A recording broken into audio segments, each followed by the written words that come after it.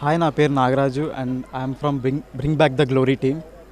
So 2021లో after covid మేము ఇక్కడికి వచ్చి కూర్చున్నప్పుడు మొత్తం ఇదంతా చెత్తతో నిండిపోయింది. అప్పుడు మేము చాలా బాధపడ్డాం అన్నమాట. ఎందుకంటే రాజమండ్రిలో ఇది మెయిన్ ఘాట్. జనాలు ఎక్కడెక్కడి నుంచో వచ్చి ఇక్కడ పుణ్యస్నానాల కోసం వస్తారన్నమాట. సో అలా వచ్చే వాళ్ళకి ఇలాంటి ఘాట్ని చూసి వాళ్ళందరూ చాలా డిస్కంఫర్ట్ ఫీల్ అయ్యి బాధపడుతున్నారు అన్నమాట. అప్పుడు మేము స్టార్ట్ చేసామన్నమాట, క్లీన్ చేసి మనమే ఎలాగోలా క్లీన్ చేయాలి, ఎలాగో గవర్నమెంట్ ఏం చేయట్లేదు, అట్లీస్ట్ యంగ్స్టర్స్ అందరూ కలిసి క్లీన్ చేద్దామని మేము ప్లాన్ చేసి మేము స్టార్ట్ చేసాం. సో మేము క్లీన్ చేయడం స్టార్ట్ చేసి ఆ వీడియోస్ అన్ని సోషల్ మీడియాలో అప్లోడ్ చేశాక అవన్నీ వైరల్ అయ్యి మొత్తం ఎక్కడెక్కడి నుంచో హైదరాబాద్ నుంచి ఇక్కడ దగ్గర ఉన్న పక్క ఊర్ల నుంచి అందరూ వచ్చి పార్టిసిపేట్ చేసి ఎవ్రీ వీక్ సండే అందరూ దీన్ని క్లీన్ చేస్తున్నాం కలిసి. ఇలాగే రాజమండ్రిలో ఈ ఒక్క ఘాటే కాదు, ప్రతి ఘాట్ ఇలా అందరం కలిసి క్లీన్ చేద్దామని అనుకుంటున్నాం. మేము గవర్నమెంట్ నుంచి సపోర్ట్ కోరుకుంటున్నాం, ఎందుకంటే మేము క్లీన్ చేస్తున్నాం కానీ మళ్ళీ జనాలు వచ్చి అందులో చెత్త వేస్తున్నారు. సో మీ తరపున అవేర్నెస్ క్రియేట్ చేయాలి government. Weekly around 60 members, every week ఒక 60 మెంబర్స్, 50 to 60 మెంబర్స్ పార్టిసిపేట్ చేస్తారు. మేము నియర్లీ ఒక 400 to 500 kgs ఆఫ్ గార్బేజ్ తీస్తాం. మేము తీసిన తర్వాత దాన్ని ఆర్ఎంసీ తీసుకెళ్తారు.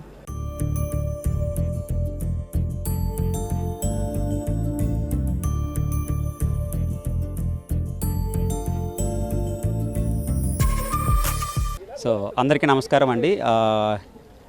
Bring back the glory team ఆధ్వర్యంలో ఈరోజు రాజమండ్రి పుష్కర్ ఘాట్ వద్ద ఈ పుష్కర్ ఘాట్ క్లీనింగ్ డ్రైవ్ పెట్టాము. ఈ డ్రైవ్ యొక్క ముఖ్య ఉద్దేశం ఏంటి అంటే, చాలా వరకు కూడా మనం మన ప్రాంతానికి ఏదో చేయాలి, అభివృద్ధి చేయాలి, ఏదో విధంగా చేయాలి అని చెప్పి అనుకుంటాము. అందులోనే భాగంగా మన పుష్కర్ ఘాట్కి మన పవిత్రమైన గోదావరి చాలా కలుషితం అవుతుంది. సో దానికి మెయిన్ కారణం ఏంటంటే మనమేనండి. మనం ఏదైతే ఇంట్లో మార్నింగ్ ఉదయం నుంచి మనం పాల ప్యాకెట్ నుంచి night biryani packet, tiffin packet వరకు కూడా ప్రతిదీ కూడా మనం డస్ట్బిన్స్లో వేయకుండా డైరెక్ట్ కాలువలో వేస్తున్నాం. సో అదంతా కూడా కాలువల ద్వారా వచ్చి ఈ నదిలో కలుస్తుంది. ఇదే వాటర్ని మళ్ళీ మనం ప్యూరిఫికేషన్ చేసుకొని తాగుతున్నాము. సో చాలా వరకు కూడా ప్రపంచవ్యాప్తంగా కూడా ఈ ప్లాస్టిక్ అనేది చాలా భయంకరమైన వస్తువుగా మారుతుంది. ఈ ప్లాస్టిక్ ద్వారా ఈ ప్లాస్టిక్ ఏమవుతుంది అంటే, ఇవి చిన్న చిన్న మైక్రో పార్టికల్స్ కింద తయారయ్యి వాటర్లో మెర్జ్ అవుతున్నాయి, డిజాల్వ్ అవుతున్నాయి. సో అదే వాటర్ని మనం తీసుకుంటున్నాం.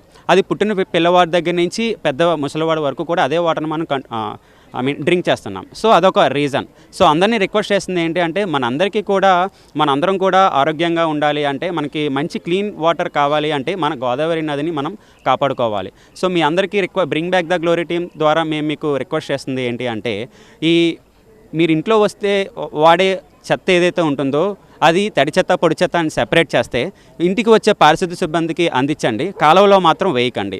కాలువలో వేయడం వల్ల మళ్ళీ డైరెక్ట్ వచ్చి ఎక్కడికే అవుతుంది, ఇక్కడే గోదావరిలో కలుస్తుంది. అదే అక్కడ పొల్యూట్ అయ్యి అదే వాటర్ని మనం డ్రింక్ చేస్తున్నాం మనం.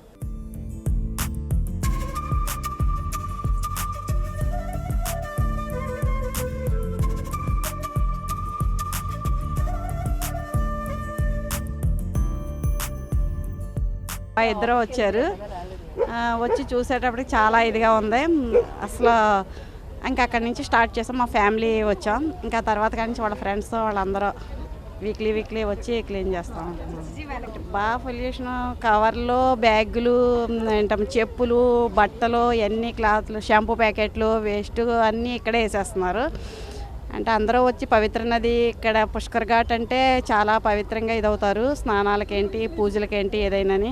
ఇది ఓన్లీ స్నానాలు, పూజలకే అలౌట్ చేయాలి. బట్టలు ఉతకడాలు, షాంపూ ప్యాకెట్లు ఇవన్నీ చేసి కటింగ్లు అన్నీ ఇక్కడే చేస్తున్నారు. టాయిలెట్ కూడా ఇక్కడే. కానీ నెక్స్ట్ పిల్లలకి చాలా ఇది వరస్ట్ కింద తయారయ్యేటట్టు ఉంది. కొద్దిగా ప్రభుత్వం ఏదన్నా తీసుకుని ఇది ఒక మంచి ఘాటు కింద తయారు చేస్తే మంచిది అనుకుంటున్నాను.